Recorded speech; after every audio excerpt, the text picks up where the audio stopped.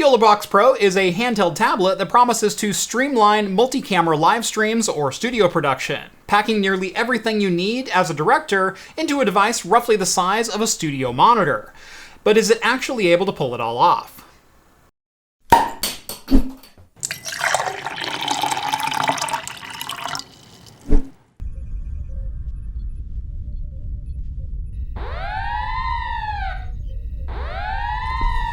Server room, this is the captain. Rhett, is there something going on down there I need to know about?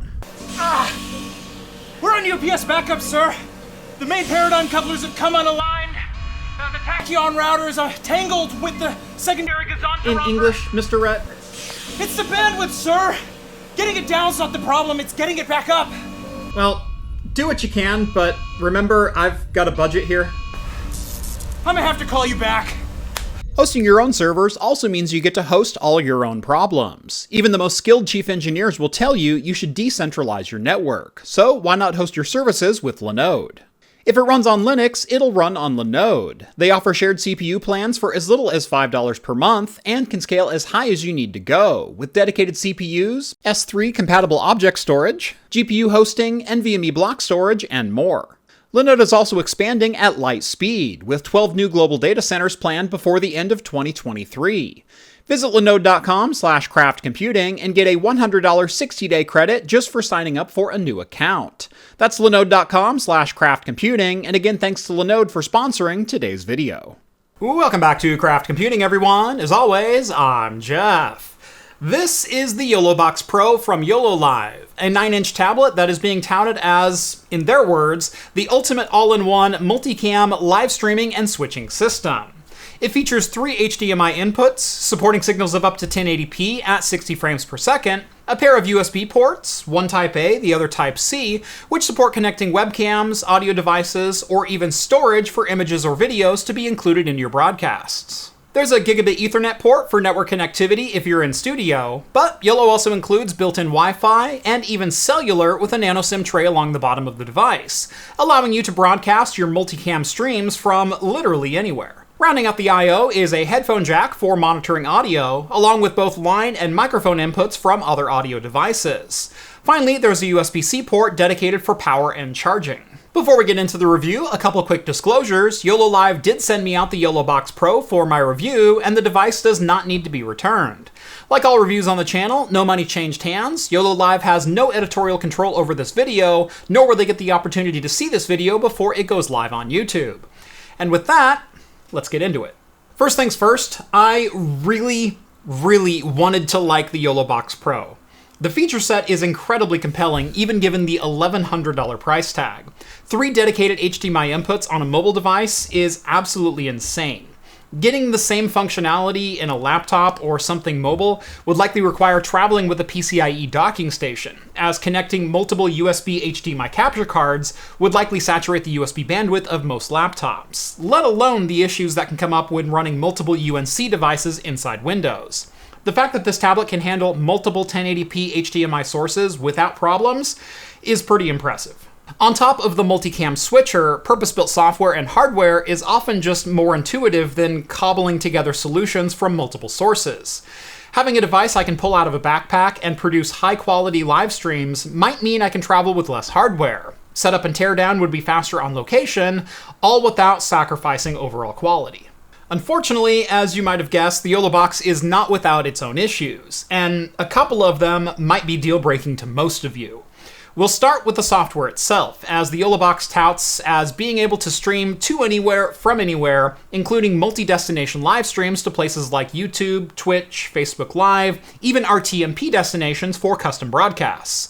And right off the bat, I hit my first major hurdle in using the device. For any kind of live stream or broadcast, you are required to create a YoloLiv account and link your credentials to each destination to the YoloBox. There are a couple massive problems with this. First, streaming keys are a thing and could be used to prevent your login from being needed on a device, reducing the security risk of handing a tablet off to an employee or video producer who doesn't necessarily need admin access to your YouTube account. While I couldn't access a web browser directly on the device, this is still just an Android handheld, and the fewer devices I have admin rights to my YouTube channel, the better I'm going to feel. Also, the YoloBox Pro is running Android 9, which was released in August of 2018, over 5 years ago. While embedded products like this often do run older operating systems for stability's sake, you still need to worry about the core OS being vulnerable to security exploits, especially on a device that's designed to be used on the go. Long story short, there should be no reason at all to require me to log into YoloLiv just to broadcast to YouTube. But as it is, the device is basically useless without that YoloLiv account. While an account does function as a multi-stream distributor, it also serves as a permanent software tie-in to a hardware device, something we've seen kill good hardware time and time again. But for those willing to play ball with the account creation, how does the device actually work? To give the YoloBox a torture test that it deserves, I opted to run episode 300 of Talking Heads entirely off of this device, putting together a 3-camera production at a local tap house on their public Wi-Fi. This means 2 Sony cameras running over HDMI, a USB-C webcam, and a Focusrite Scarlett over USB-A to serve as my audio mixer. Normally, I would broadcast these shows via my laptop and OBS, with either 1 or 2 cameras, but I wanted to go as full-scale production as possible to show the YoloBox in its best light, while also giving it as many opportunities to fail as possible. That's why they call it a torture test. Overall, the stream went off without a hitch. All 3 cameras showed up, audio was present and in sync with the video the entire time, and we didn't drop a single frame according to the encoder and the stat monitor over nearly a 2.5-hour live stream. But that's not to say it wasn't without some major problems. First, like many hardware video switchers, the YoloBox features scene transitions between cameras, so you can choose to fade, swipe, or do a number of other video transitions to add some style to your broadcast. The default setting is a 1.5-second transition, which is not only incredibly long for a video transition, but also introduced quite a bit of stuttering in the video, likely with the Qualcomm Snapdragon 660 not being up to the task of handling multiple HDMI inputs and keeping up with video encoding. That's not entirely surprising, as just like Android 9, the Snapdragon 660 is ancient, first launching in early 2017. Not a great look on an $1,100 device that was made in 2022 and is still being sold brand new today. Even knocking the fade down to a half-second resulted in some stuttering between scenes, which is something I never want to see out of professional video equipment. There's also a massive limitation when it comes to plugging in USB devices, or at least I received a warning about such when plugging them all into the YoloBox. While there are both USB-A and USB-C ports, the device only officially supports using one of those ports at a time. With both devices plugged in, it warned me that it would disable one of the USB ports. To get around this, I attempted to plug in a USB-C hub with 3 USB 3.0 Type A ports on it, but it didn't seem like there was enough power coming out of the YoloBox to power both the camera and the mixer at the same time, so that was a no-go. I then reconnected the webcam and the mixer to the USB-A and USB-C ports again, and they both suddenly started working and worked for the entire live stream. I'm guessing this is more of a power delivery problem rather than a bandwidth or even a chipset issue. But it's something that probably should have been taken into account when designing the product, as USB audio isn't exactly uncommon, nor is using webcams for an ancillary source in a multi-camera shoot like this. The USB-C port is also supposed to be able to connect the YoloBox to a PC and function as a USB webcam output device, essentially allowing you to use the YoloBox as a hardware switcher and then sending the final mix to your PC for broadcasting. On multiple PCs, though, I was simply met with a device not recognized message and no video input device was detected. So yet another feature on the device that didn't quite work as advertised, and we're just scratching the surface at this point. There's also a dedicated HDMI output, which I assumed would also output the final mix. But nope, all it does is mirror the display of the tablet, which seems kind of pointless given you wouldn't be able to interact with the stream without touching the tablet. So it's like a director's monitor mode to tell someone to push a button to change a scene. Kind of pointless in my opinion. Another serious issue comes in the form of audio processing. As I mentioned, I connected my Focusrite Scarlett 2i2 via USB to the YoloBox to handle audio input, and the quality was fantastic. But outside of a generic audio level graph in the video preview window, there doesn't seem to be any way to display actual audio levels being captured. Sure, you can connect headphones and preview the audio, but you have no real way of knowing what volume or decibel level that you're actually outputting and broadcasting at. During our live stream, we immediately received comments about the audio being too quiet, despite the audio meter touching the red on the upper end of things. So throughout the show, we kept cranking it up, nearly doubling the audio gain from our starting point, and it was still too quiet in the end. So not only is the audio level indicator wildly off, it also reacts far too slowly and doesn't refresh fast enough to actually provide any usable information.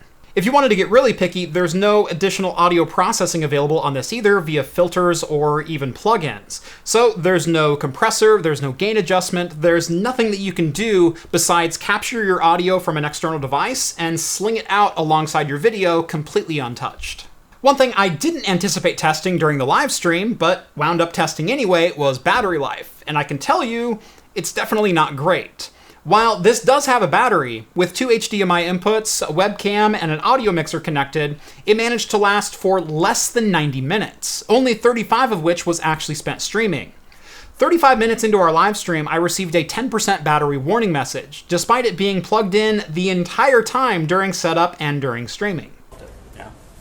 Battery's running out. What? No, that's not good. Not plugged in. Uh-oh. Wait, is there a switch?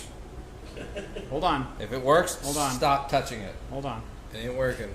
Jiggle it till it works, and then Smack it. We need some. Have you tried turning it on and off? Oh, imagine if the battery just dies on us. I've got 8% left. I'm watching it. There we go. There we Okay, go. now I'm charging. So, Okay. But is it charging fast enough? That's a great question. I came unplugged at one point. I'm not entirely sure when the power cable came unplugged, but the fact of the matter is, it happened. And even after plugging into a power brick, which monitors USB-C power negotiation and power draw, and seeing the device getting 9 volt at 2.2 amps, or around 18 volts of power, the battery indicator kept dropping from 8 to 4 to 2, and finally to 0%, where it sat for the entire rest of the stream. Okay. Okay. We're down to 3% though. We're gonna die. Guys, this is great. This is so great. All right, everyone, quick, your best jokes. Go, go, go, go. To its credit, it never died, but it's not exactly confidence-inspiring to have it connected to power and see 0% battery remaining on your device the entire time. Without anything connected to the YoloBox, it will slowly charge while you're using it, but it seems to not be able to charge and run at the same time with any additional load placed on it, like a USB webcam or a USB audio mixer. Again, and stop me if you've already guessed the theme to today's video, I expect better out of professional video equipment. If you're relying on a device for production, you need that device to stay powered on, and you need it to run indefinitely. While it did manage to stay running despite the battery being at 0%, 90 minutes of battery life isn't exactly making me jump out of my chair with excitement, especially because I doubt it even got that much, because I don't know when it actually came unplugged. Keep a good charging brick nearby and make sure it's always plugged in, although that might not be as easy as you think. More on connectivity later. Normally, on Talking Heads, we have graphic overlays over the video, showing guest names or social media handles for the audience watching. The YoloBox Pro does allow you to upload PNG files and allows similar functionality with overlays, but the results were frankly unacceptable. To get images onto the YoloBox, you need to copy the images to an SD card, but the YoloBox software requires any files to be in the root directory of that SD card, so those who like to keep files organized are bound to be disappointed here. Next, you actually don't load images directly from the SD card. They're copied onto the YoloBox, and during that process, are very highly compressed. I thought when I first copied my overlays onto the YoloBox that I had copied over a super low-resolution render, because it appeared to be at about 480p resolution. In fact, I had created both 1080p and 4K source images, but the YoloBox compressed them all the way to hell and back. Unacceptable again, as overlay images are just as important to your end result as your video quality over HDMI would be. There's also, debatably, an even bigger glaring issue, and that's even when my graphics were sized at 1920 by 1080 or 3840 by 2160, they didn't touch the left or right edges of the frame, meaning my video from underneath the graphics was poking through on the last couple of pixels. There is a scaling tool, which in theory would allow you to resize the image, but it's just an Android slider bar with very large swings in scale and no way to manually input exact sizes you'd like for your image. Again, your overall broadcast quality comes down to exacting an excruciating detail like this, and without fine control over graphics, sizing, quality, or even framing, your end result is going to suffer. On the video side of things, the YoloBox does allow for traditional video mixing situations, like picture-in-picture, side-by-side for interviews, graphic overlays, and even built-in chroma keying. But from what I've seen from the graphic compression of my video overlays, I wouldn't hold out much hope for these working as expected either. So, we've now talked about getting all of your video, audio, and graphic sources into the YoloBox, but what about the process of getting everything back out of it? The main purpose of this device is to be an all-in-one streaming console. But it seems again we've come down to a bit of a hardware issue, as while the Snapdragon 660 supports hardware video decoding, it doesn't seem to have hardware video encoding capabilities, which means the CPU gets to do H.264 the old-fashioned brute force way. The default streaming setting is to broadcast at 1080p resolution, 30 FPS, with a constant bitrate of 5 megabit. And that's a pretty standard setting for H.264 video going to sites like YouTube or Twitch. But as you can see in my live stream, the main image looks fine, but scene transitions are an absolute nightmare. I haven't seen compression this bad since Hank Hill discovered what a JPEG was. But that's also not where the story ends for the encoder either. The YoloBox supports streaming up to 60 frames per second at 1080p, but if you select anything higher than 30 frames, it warns you to only use a single video source per scene, as multiple video streams will degrade video quality and you will drop frames. Which, and you can probably say it with me at this point, is something I never want to see out of professional video equipment. For all the problems I've listed, I was still trying to think of a situation where these all might be non-issues. There's a built-in scorekeeper for broadcasting live events, and I could totally see something like this being used for a high school basketball or volleyball game, and broadcasting it with a 3-person crew to some pretty spectacular results. It's more of the podcast and content creator space I think this is missing the mark as far as features and limitations. But there's a problem with this device that keeps me from recommending it even for basic use, and it's probably the dumbest thing you can screw up on as a company. Cables just seem to fall out of this thing, for no rhyme or reason whatsoever. Professional video equipment meant to be mounted and connected to multiple cameras and devices, used and abused, the last thing you should have to worry about is the USB-C power cable coming loose from jostling it ever so slightly. In fact, that's amazing. The cable wasn't even connected this whole time. We're at 92%. Let me show you exactly what I mean. Here's my phone. I'm going to plug it in.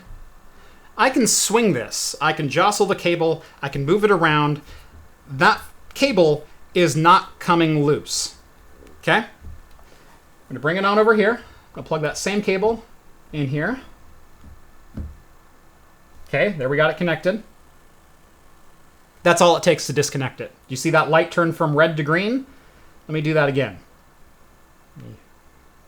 Okay, there it's seated. That light is red. We are currently charging. Not charging.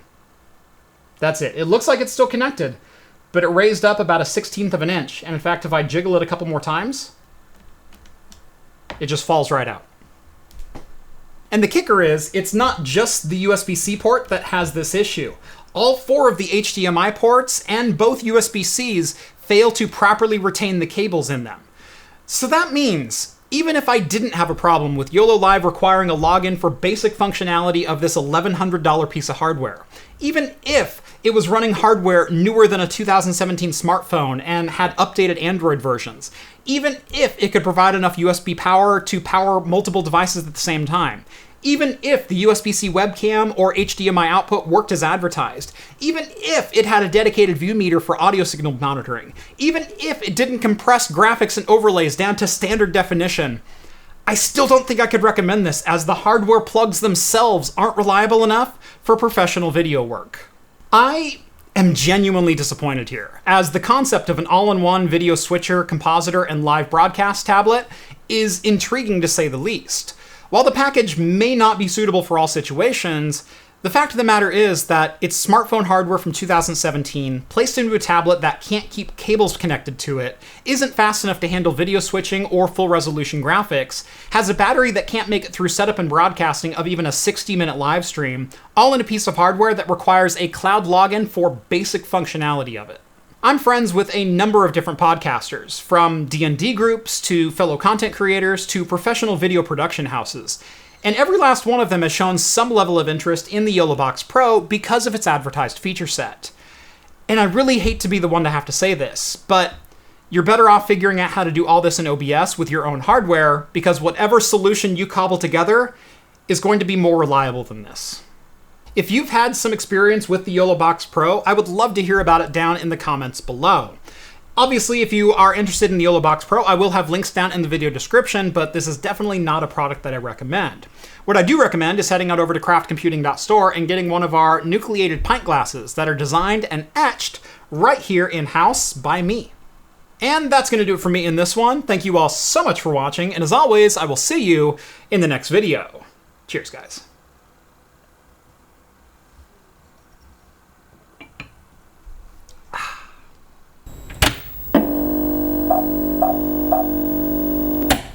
Beer for today is from Fort George Brewing up in Astoria, Oregon. It is the Focus West Coast IPA, clocking in at 6.5%, and this one's in collaboration with Crosby Hop Farms.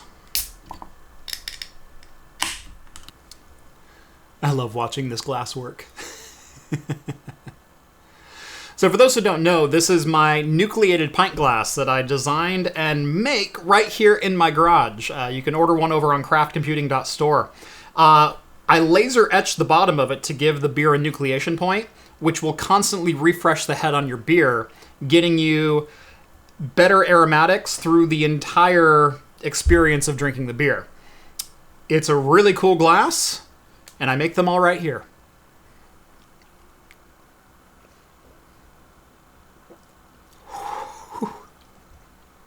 Ooh. That is a West Coast IPA through and through, but in a completely different fashion than you might be used to. Let me see if I can explain this. A lot of Northwest IPAs, specifically West Coast IPAs, they are known as hop bombs, but from the vegetal, grassy, dank kind of side of the equation. They coat your mouth in the hop oils and the resins, and it's a really dark flavor when it's all said and done.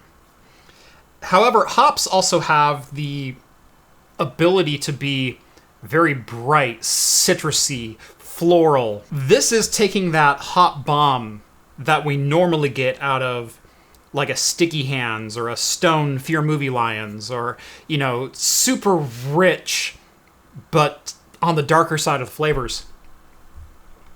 And it's cranking up the citrus and the floral all the way up to 11 like those IPA profiles do. It hits bright way up front with like orange and guava and grapefruit. But then it just stays right there and that intense the entire way through. I really like this one.